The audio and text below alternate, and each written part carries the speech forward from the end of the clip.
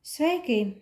Nākamā dievība, ko mēs piesauksim radīšanas rituālā, par ko ir iepriekš, kas notiks nākamajā otrdienā, 8 vakarā, kā parasti. Tātad tas ir Vio. Būtu vēlams noskatīties video par Zajūri, tādēļ, ka tur tiek izskaidrots vairāk vispārējais šo te dievību mīts. Var iztikt bez tā, bet tad jūs iespējams kaut kādus terminus nesapratīsiet. Tātad, kas ir Vio? Tā kā Zorkiem ļoti patīk attēlot un personificēt savas dievības, lai tās pietuvinātu šai te materiālajai, vai viņiem nedaudz mazāk materiālajai, bet garā ziņā zemes pasaulē. Tātad, kā Vio izskatās, varam sākt ar to. Vio, atšķirībā no sava brāļa Zajūri, tiek attēlots kā jauns, slaids, bet nevis maskulīns ar izteiktiem platiem pleciem un tāds slaids, bet muskuļains kā Zajūri. Bet, ja Zajūri varētu tāpēc figūras, jo viņus parasti attēlo vienkrāsai neaizpildītus, bez detaļām, atskaitot sirdi, atskaitot acis un atskaitot kaut kādus konkrētos atribūtus, kas viņiem ir apkārt piešķirti vai kaut kas, kas viņiem ir līdzi, tad tur ir redzama tikai tā figūra. Tad varētu teikt, tāds uz 20 drīzāk, vairāk drusku tāds ļoti jauns, ne pārāk maskulīns, drīzāk tāds slaids, jauns vīrietis. Viņam ir pusgari, tādi, kas nepieskarās pie pleciem, vīrietim pusgari, skruļaini mati, blondā krāsā, gaiši blondā, platīna blondā krāsā, negluži balti, bet tik gaiši, cik dabiski un nesot ar albīnismu var būt. Viņa āda ir violeta, tiek attēlota dažādos toņos, visbiežāk diezgan tumša, bet der jebkurš violetā tonis. Un viņa sirds, kas Zorku dievībām tiek attēlota kā klasiskā, neanatomiskā, bet uzzīmētā sirsniņa, ir sudraba krāsā un viegli mirdz ar tādu kristālisku mirdzumu. Viņa acis tiek parasti attēlotas kā zilas. Dažreiz arī tāpat violetas, bet parasti zilas ar sudraba zvaigznēm mirdzošām, bet nevis tā kā Zajūrikam riktīgi spīd acis un kas ir viņa galvenā īpašība. Tad vienkārši mirdzošas ar, teiksim, varavīksnēm mirdzošiem sudraba zvaigznītēm. Un kas Vio ir tā kā viņa pazīme vai kaut kas, kas viņu atšķir no vienkārši šāda te tēla, kam ir krāsas un sirds un acis un mati, ir tas, ka viņa rokas tiek parasti attēlotas kā notriektas ar krāsu, ar dažādām krāsām, visādām varavīksnes krāsām, melnu, baltu arī, protams, pelēku ieskaitot, ar visādām krāsām, it kā viņš būtu briesmīgi ķēpājies ar rokām. Tas ir viņa pazīme, kas simbolizē viņa šo radošumu, radošo būtību, kā viņš strādā ar rokām, tā kā teorētiski, protams, simboliski. Un, piemēram, Zajūri īsti ar kaut kādiem priekšmetiem neattēlo, jo viņš viss ir tikai par to skatu. Un viņu varētu, protams, ar kādiem pareģošanas simboliem attēlot, kā tur ar kristāla lodēm vai kārtīm vai ar kaut ko tādu, bet tas netiek darīts. Parasti nē. Zajūri vienīgais ir tās spīdošās acis. Bet Vio mēdz attēlot ar kaut kādiem mākslinieku priekšmetiem, kas visbiežāk ir rota, taču tas var būt arī zīmolis, tie var būt arī darbarīgi, kā āmurs, vai kaut kas, ar ko rada, nevis, piemēram, kā izskapts, ar ko cērt nost, bet kaut kas, ar ko var radīt. Tampo rada kaut vai vienalga, ko jūs varat iedomāties, kaut kādi priekšmeti, kas tiek iztēloti, kas tiek izmantot radīšanā, kaut kā radīšanā. Un tur ir brīvība, piemēram, kaut kādi gleznotāji, protams, kas vēlētos viņu attēlot, varētu likt viņu rotu vai zīmuli, vai krītiņu rokās, vai paleti ar rotām, vai, teiksim, kaut kādi celtnieki varētu, tur āmuri vai kaut kādus tādus darbarīgus, vai kaut kā tam līdzīgi. Rakstnieki varētu viņu attēlot ar grāmatu rokās, kas, it kā grāmata parasti kādam attēlo, ar grāmatu tad vairāk asociē ar mācībām vai gudrību, bet, ja es kā rakstniece gribētu to radīšanas aspektu ielikt, tad tā būtu grāmata Vio rokās. Šīs lietas nav tādas kā obligātas, bet viņas var būt. Tas ir tā kā pieturas pie Vio attēlojuma. Un kāds viņš ir? Vio tika radīts otrais, vēl iekšā šallā, kā 3 dievi Zajūri. Vio un Šallari tika radīti iekšā visaptverošajā visā, un tad cits pēc cita Zajūri ļoti ātri Vio un tad Šallari tika tā kā emanēti no neizpaustās šallas. Vio kā otrais ir radīšana, jo vispirms Zajūri vajadzēja iztēloties un ieraudzīt šo ceļu, un Zajūri arī bija tas, kurš saņēma šallas norādījumus radīt visumu.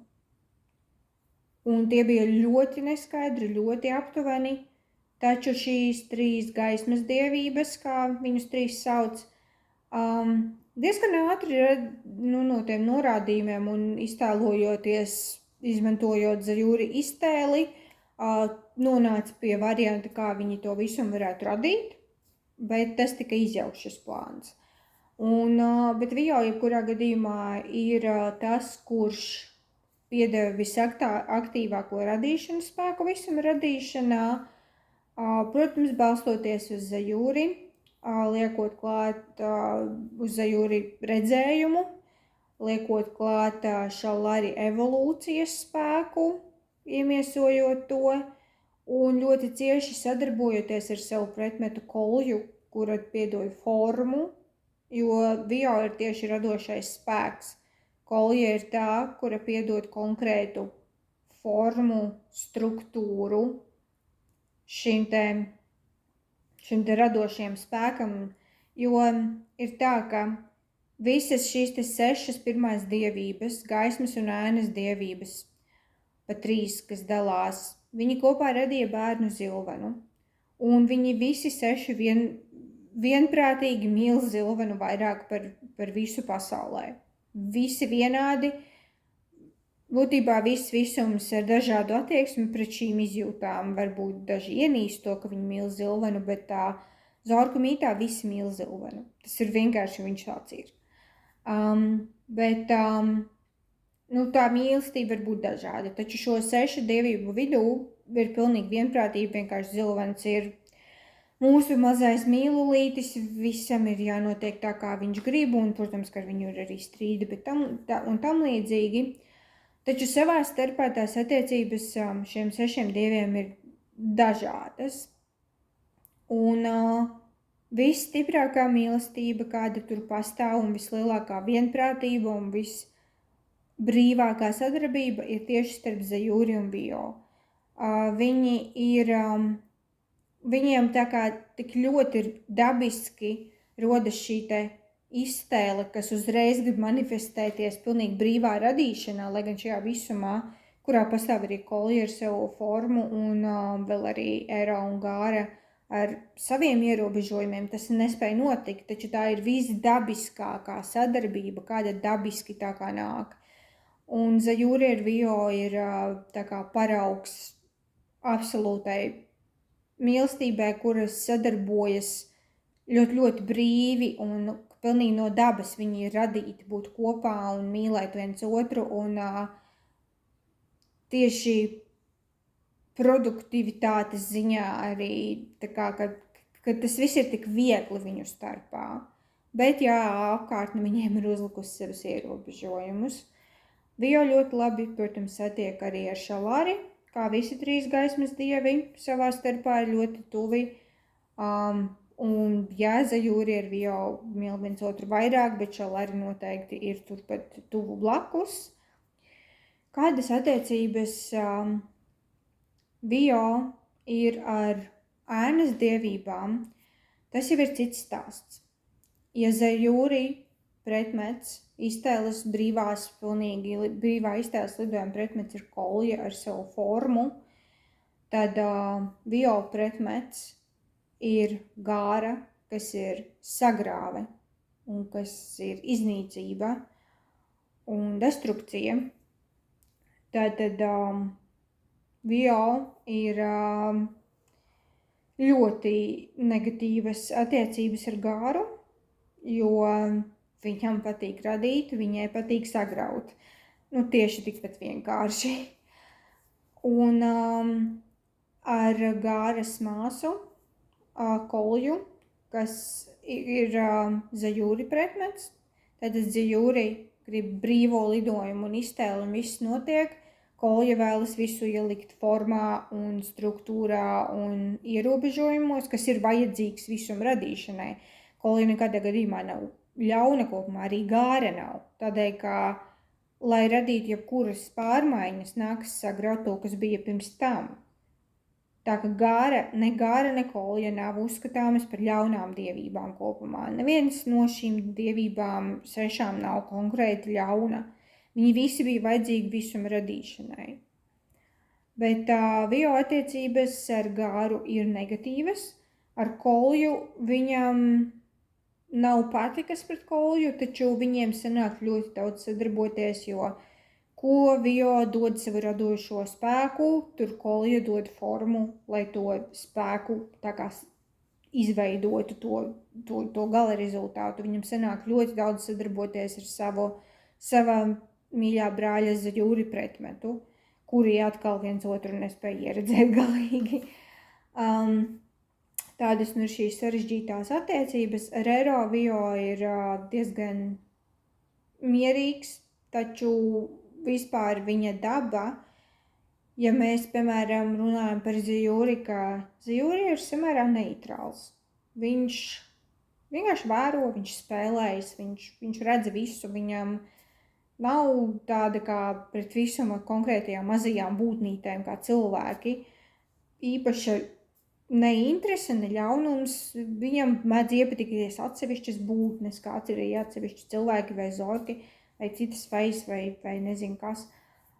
Vio ir dzīvespriecīgs, viņu parasti attēlo, kā tādu jaunības iemiesojumu.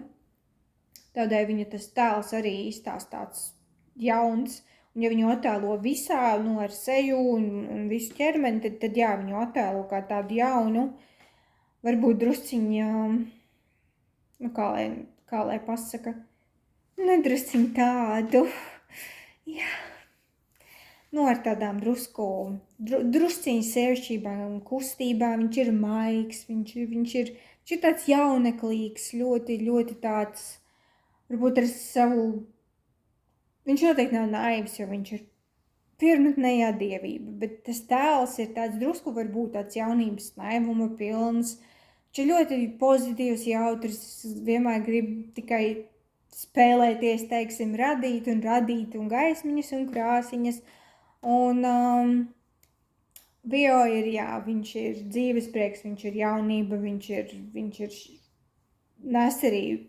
sākuma enerģiju, kas, lai gan Zajūri ir pirmais, taču tas vēl ir ganīz vai tāds pirmsākums, kur vēl nekas nav noticis, un tad Vio drusku nes šo te bērna vai jaunieša aizrautību radīt un šādas enerģijas. Tad tāds ir viņa raksturs. Un Vio, protams, visvairāk, ja viņš pievērš uzmanību kādai mazākai būtnei, tad tā noteikti būs kāda radoša būtne, bet tam uzreiz atkal nav jābūt. Kad saka radoši sanāk, tā kā mākslinieckā ziņā, taču tas var būt arī, kas rada māju, vai rada valsti, vai rada kaut kādas, arī struktūras kopā ar Kolju.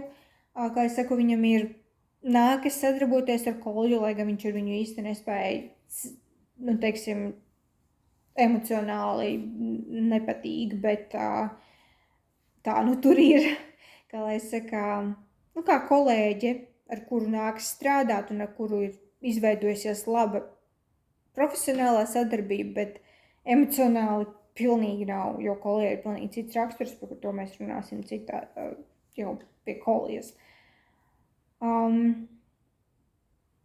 Jā, tāds ir visuma radošais spēks, Zorku uzskatām.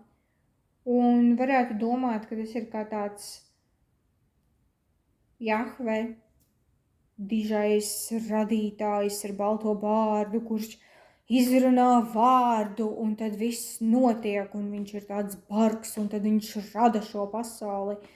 Bet Vio pieejams, ko, protams, ierobežo pārējie, bet viņa pieejams ir spēle, jo Zorku uzskatā šī ir šala dzīvuma, dievišķā spēle, kurā dievi, ieskaitot mūs, katra būtne, ir kaut kāda veida dievība, par ko iespējams kāds pielūdz mūs.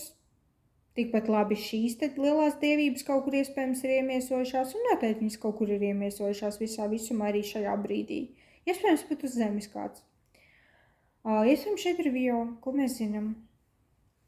Viņš visticamāk tad būtu, kaut kāds dižens radītājs. Es nezinu, es nevaru iztēloties tādu personu, kas varētu būt Vio. Es nemaz šobrīd nespēju iztēloties vispār nevienu personu, kas būtu kāda no šīm 7 dievībām. Bet varbūt, nezinu. Tas ir par Vio. Violetais, blondais dievs ar sudraba sirdi.